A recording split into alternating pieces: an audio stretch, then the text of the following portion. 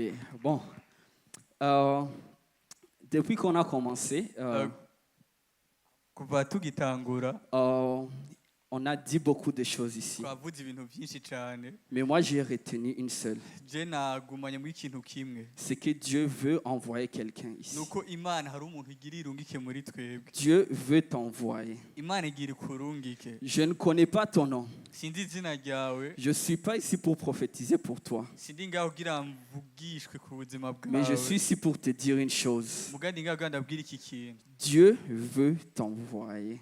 imana igira ikurungike Si tu le crois, tu peux acclamer très fort. nimba ubyizera reka dukomere amashyi imana Amen, amen, amen. Alors, nous sommes dans le mois de l'élargissement des tentes. turi mu kwezi ko kwagura amahema Alors, dans le mois de l'élargissement des mu tentes, kwezi ko kwagura amahema on va parler turaza kuvuga de ce que Dieu nous a confié, ku by'imana yatwizigije avec lesquels on doit entrer dans ces tentes-là. aha ari byo bidushoboza kwinjira muri ayo Non, mahema nibyo tuza kwinjirana. kwinjizanya mu mahema Voilà, merci beaucoup. Oh, bon, le thème d'aujourd'hui est ikigwa c'uno munsi ni Dieu t'a donné tout ce qu'il faut imana yaguhaye ibikenerwa byose pour transformer ta génération. kugira ihindure urunganwe rwawe Dieu t'a donné tout ce qu'il faut imana yaguhaye ibyangombwa byose pour transformer ta génération. kugira ihindure urunganwe rwawe Dieu t'a donné tout ce qu'il faut imana yaguhaye ibikenerwa byose pour transformer ta génération. kugira ngo ihindure urunganwe Je rwawe répète ceci. ndagisubiyemo kandi Dieu t'a donné tout ce qu'il faut imana yaraguhaye ibyankenerwa byose pour transformer ta kugira génération. ngo ihindure urunganwe rwawe Que tu le crois ou pas, ubyizera canke que utabyizera tu le vois ou pas, ubibona utabibona mais Dieu t'a donné tout ce qu'il faut imana yaraguhaye ibyankenerwa byose pour changer ta génération. kugira ngo uhindure urunganwe rwawe On peut lire dans Acte 1:8. reka dusome mu byakozwe n'intumwa igice ca mbere umurongo w'umunani Est-ce que quelqu'un peut lire pour nous, Junior? Na yindi micro iri hafi. Qu'on nous aide avec un petit micro. Acte 1:8. turasoma haravuga ngo ati ariko muzohabwa ubushobozi mpemu yera niyabazako muzoba ivyabona byo kunshingira intahe i Yerusalemu n'i Yudaya hose n'i Samariya no gushitsa ku mpera y'isi. Amen. Ésaïe 54, 2, 3. yesaya 54 2-3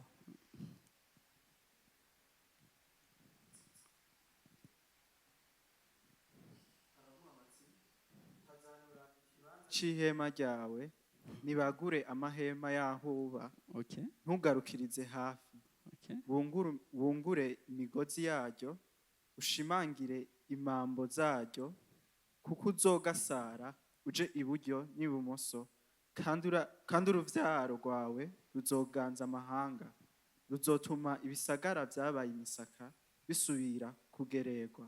Amen. Amen, amen. amen amen Amen, amen. 1 Amen. Timothée 4:12. timoteyo wa mbere igice ca kane umurongo wa 12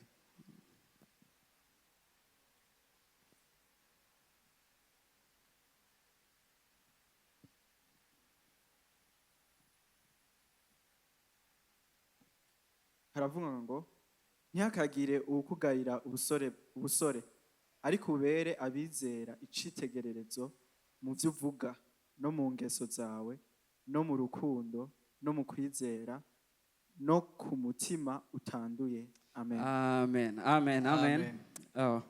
Alors, en lisant ces versets, turiko turasoma iyi mirongo nous, en tant que jeunes, twebwe nk'imiyabaga dans cette génération, muri runo runganwe nous avons un problème. turafise ikibazo On a tendance à dire, ca tugerageza kwibwira je suis trop jeune, ndacyari muto cane je n'ai pas d'argent, nta buryo je n'ai mfise pas de connaissances, nta bumenyi mfise je n'ai pas de compétences. nta ma compétence mfise Ok. Mais lorsque nous lisons la Bible, ariko dusoma ijambo ry'Imana on se rend compte que turabona neza yuko Les gens que Dieu utilise abantu imana ikoresha normalement, mu buryo busanzwe selon les critères des hommes, mu maso y'abantu ce sont des gens qui ne sont pas qualifiés. ni abantu batari qualifiye kabisa. Écoute, si tu es ici, nimba uri ngaha devant les gens, imbere y'abantu tu n'es pas qualifié. nturi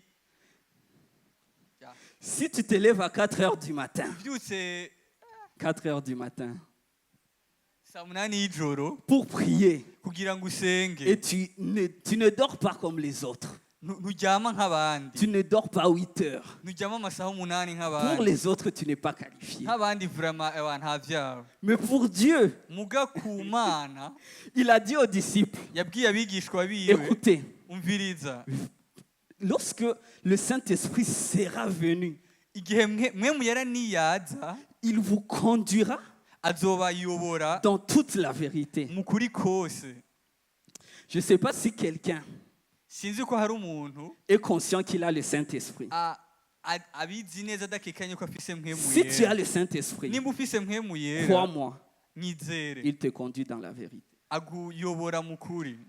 Et quand tu es dans la vérité, Kandi iyo uri mu kuri les hommes ne vont pas te comprendre. abantu ntibashobora kugutahura, Les gens vont te regarder et abantu dire, bazokuraba, mais c'est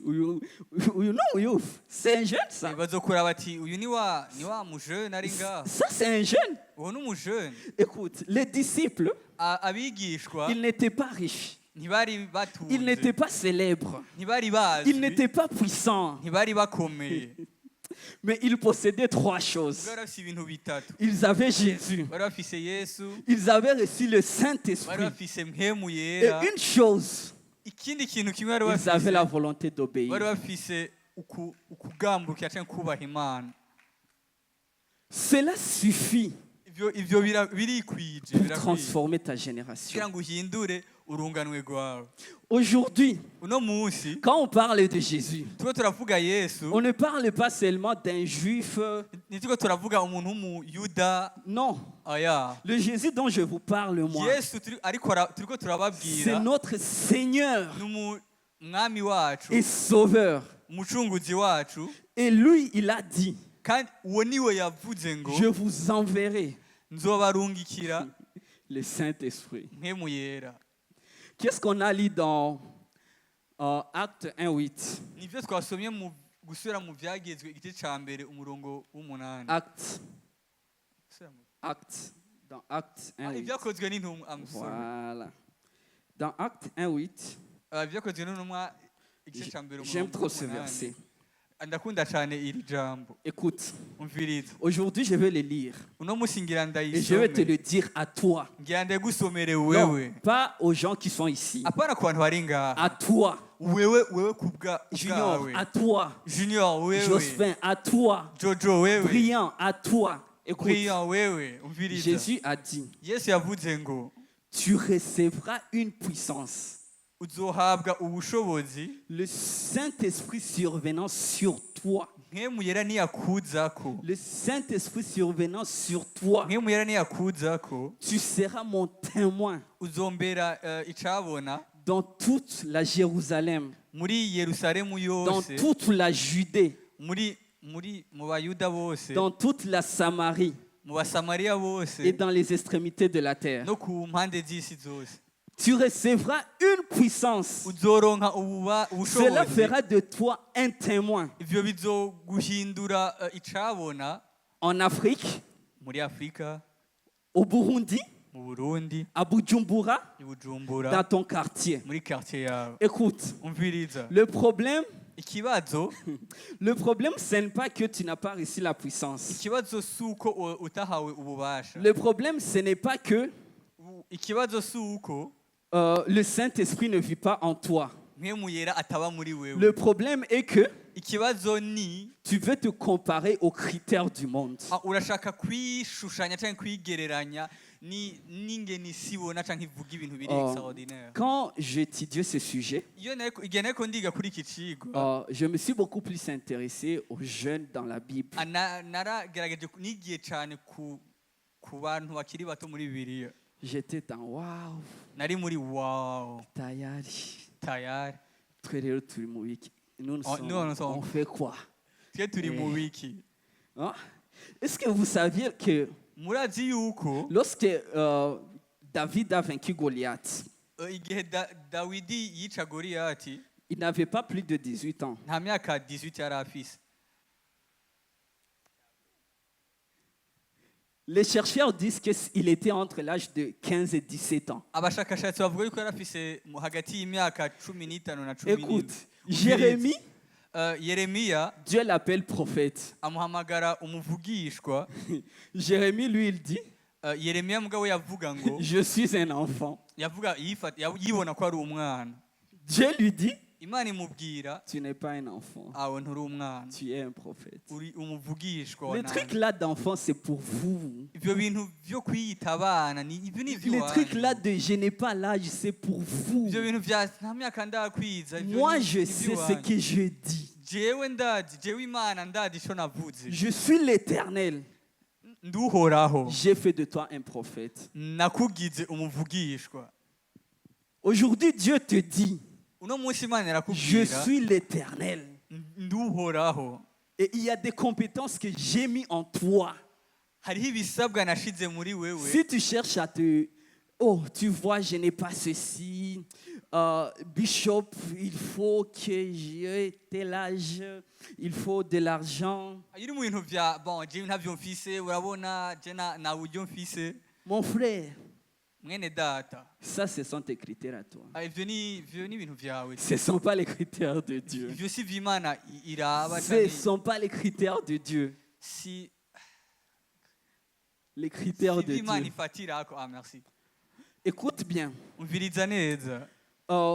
Avec Dieu, Hamwe n'Imana le problème, ce n'est pas l'âge. ikibazo si imyaka. Le problème, ce n'est pas les compétences que tu n'as pas. Ikibazo si ubumenyi udafise. Le problème, Ikibazo ni c'est de croire qu'il peut t'utiliser. ni kwizera canke kwizera yuko ishobora kugukoresha. Écoute, Umviriza. écoute. Umviriza Dieu neza. peut t'utiliser. Imana ashobora kugukoresha. Dieu peut t'utiliser. Imana irashobora Écoute, kugukoresha. Dieu Umviriza. peut t'utiliser. Imana ashobora kugukoresha. Cela ne dépend pas de ton âge. Ivyo ntibivana Cela n'imyaka ne dépend yawe. pas de les critères que le monde te donne. Ivyo ntibivana n'ivy'isira ingene Cela isiraba. dépend.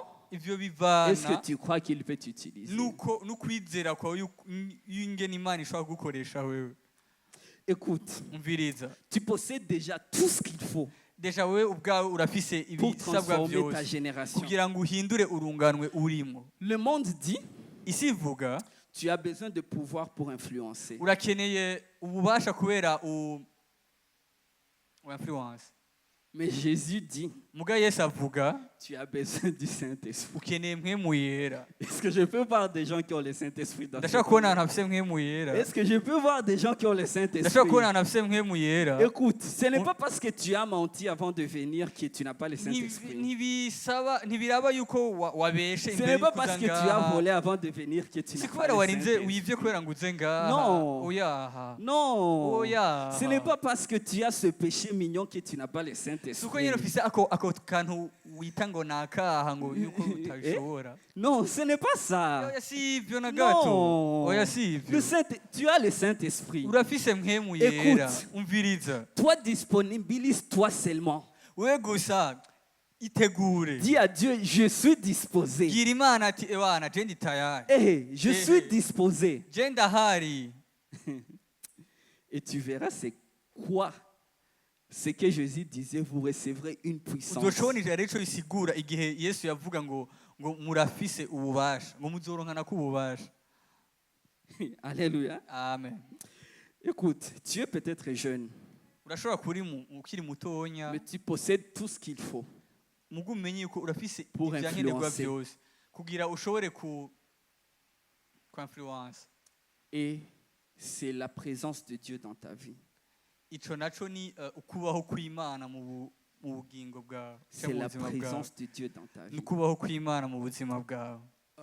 Dans le royaume, Mu bwami on commence là où on est. On commence là où on est. mu bwami utangurira aho uri. Non. Aho On wavuka. commence là où on est. Mu bwami dutangura Aho turi. aho turi. Ah, voilà. Et on commence avec ce que l'on a. Aha, mu bwami dutangurira aho turi kandi dutangurana ivyo dufise. Et à travers ce que l'on a, muri ivyo nyene dufise le Saint-Esprit mpwemu yera nous donne araduha à les développer. kubigwiza. Écoutez alors l'importance Umviriza ingirakamaro de Ésaïe 54. vyo muri Yesaya 54. On peut nous mettre le verset. Ashobora kuduprojetera verse Ésaïe 54, 2 et 3. Yesaya 54 murongo wa 2 n'uwa 3. Amen. Amen. Écoutez. Élargis l'espace de ta tente. Tazanura ikibanza c'ihema ryawe, Qu'on déploie les couvertures. nibagure amahema. Est-ce que tu sais pourquoi tu dois élargir tes tentes? Urazi igituma utegerezwa kutazanura ikibanza c'ihema ryawe? On peut avoir quelqu'un ici. Turashobora kuronka umuvolontaire. On peut avoir... Umuvolontaire. Merci beaucoup. Merci beaucoup, Brian. On peut acclamer pour Brian. Acclamons pour Brian. Acclamons, acclamons. Nia. Yes. OK? So, tu peux te mettre ici à côté de Brian. Ngongaha. Non, mets-toi à côté de Brian. Vous voyez, Murabona? quand la Bible nous dit on doit élargir notre tente, Bibiri ivuze ngo tazanura ikibanza c'ihema ryawe. et c'est l'un des problèmes de plusieurs personnes. Ico ni ikibazo abantu benshi bakunda guhura Voilà naco. pourquoi est-ce que plusieurs personnes Uraba igituma abantu ne sont benshi pas encore entrés dans leur destinée. batarinjira mu mihamagaro yabo. Dieu peut avoir fait de toi un géant. Imana ishobora kuba yarakugize ikigatanya. Dieu peut avoir fait de toi une personne tellement grande que le monde sera surpris. Imana ishobora kuba yarakugize umuntu w'igitangaza hamwe isi izokubona Mais- igatangara. Mugabo De série. euh, On te dit d'élargir ta tente pour que tu puisses entrer avec la grandeur que Dieu t'a donnée. baravuga Bibiliya tubwira ati ngo duteza kutazana amahema yacu kugira ngo dushobore kwinjira n'ubunini canke ingene Imana yatugize banini. Est-ce que ici je peux passer? Ngaho wona ashobora kuhaca? Est-ce que ici je peux passer? Aha yoshobora kuhaca? J'élargis un peu. Ariko aratazanura gatonya. Est-ce que ici je peux passer? Aha n'ubu arashobora kuhaca?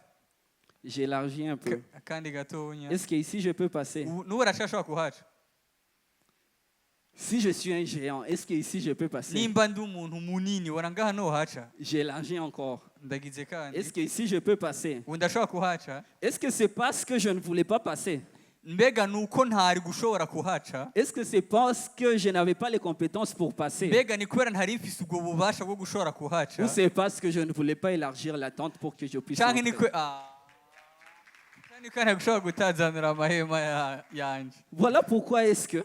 Raba igituma. Merci, merci Brian. Akoze. Voilà pourquoi est-ce que Raba igituma dans la Bible on dit Bibiliya ivuga ngo on te remplira selon la grandeur du seau que tu as. bazokuzuriza bivanye n'ico uzanye kwakirisha. Aujourd'hui, je suis venu te dire une chose No seulement. musi yaje kubwira ikintu gisanzwe. Aujourd'hui, je suis venu te dire une seule chose. No musi yaje kubwira ikintu Tu gisanzwe. as le Saint-Esprit. Urafise mpwemu yera.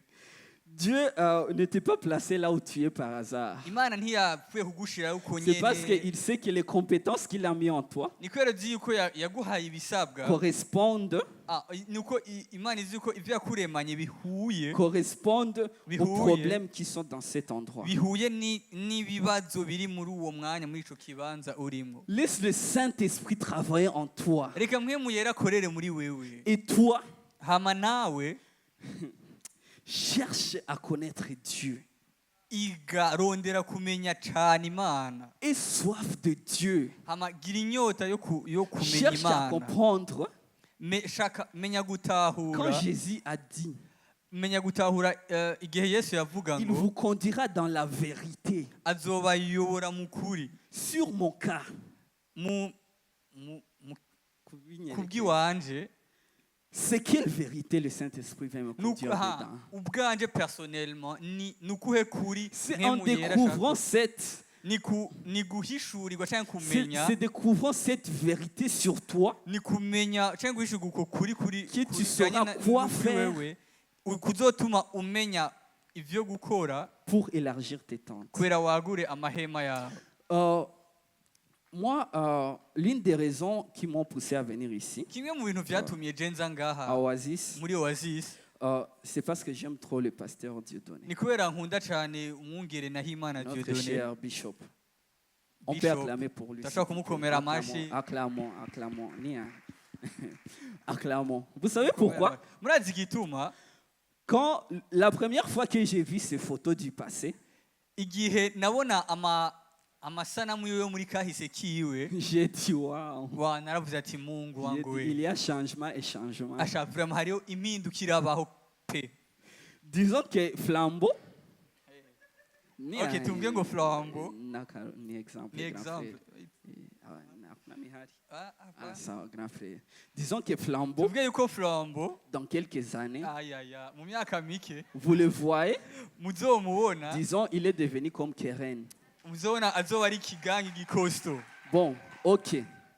Okay, Et vous allez comprendre muzotahura yuko qu'il a parcouru tout ce chemin naciye muri izo nzira zose en n'étant pas seul, ntari jenyene en aidant les autres. mu gufasha abandi. Est-ce que vous pensez que c'est parce qu'il donnait l'argent aux autres qu'il allait être ruiné? Mbega mwibaza yuko ari ukutanga amahera kwiwe kwari kumukenesha? Est-ce que vous pensez que c'est parce que le bishop a pensé à aider les autres que cela signifie qu'il allait être ruiné?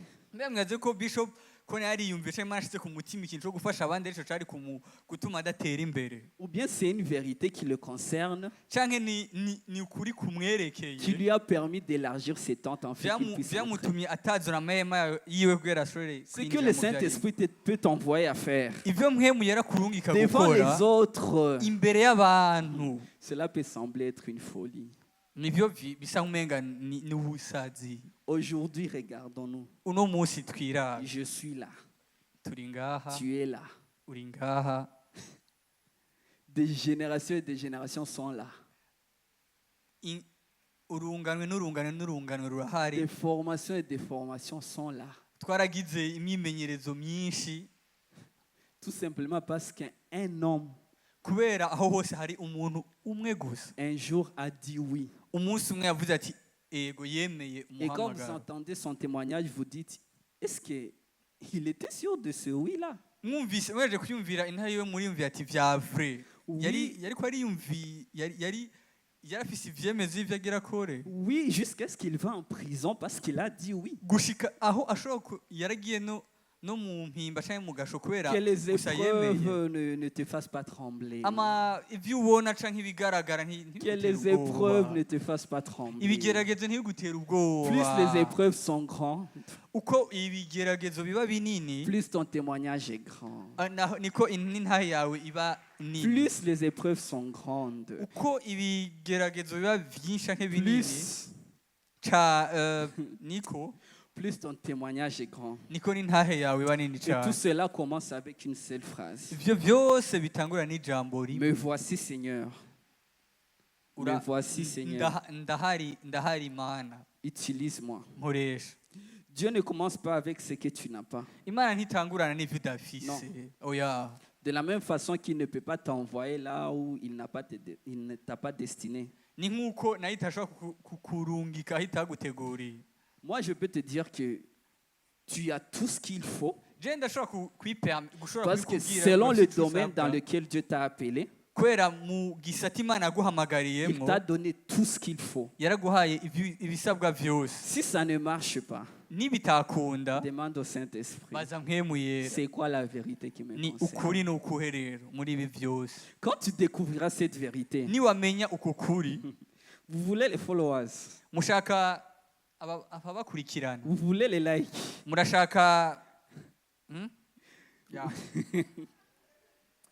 vous verrez que tout cela n'a aucun sens. muzobona yuko ivyo byose Parce que votre objectif, ko muzobona yuko votre intumbero yanyu sera azoba ari d'amener des gens à Christ. kuzana abantu kuri Yesu Kristo. Alors aujourd'hui, Uno munsi je te dis que Dieu veut te permettre d'élargir tes tentes. uno munsi Imana irakwemereye gutazanura amahema Car il yawe t'a donné tout ce qu'il faut. kuko yaraguhaye ibisabwa byose, Il t'a donné tout ce qu'il faut yaraguhaye ivyankenerwa pour que byose tu puisses influencer. kugira ngo ushobore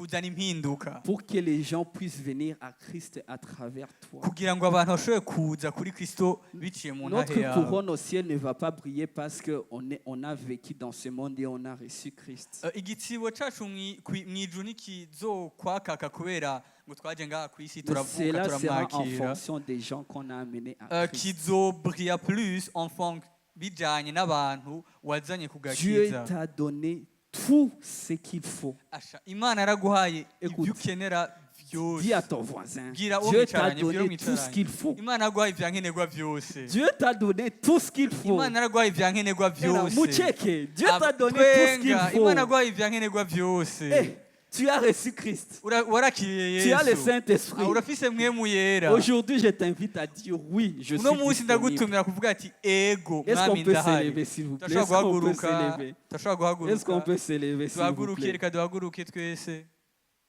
Dis à ton voisin, Dieu t'a donné tout ce qu'il faut. Bwira uwo mwicaranye ati Imana yaguhaye ivyankenerwa byose. Dieu t'a donné tout ce qu'il faut.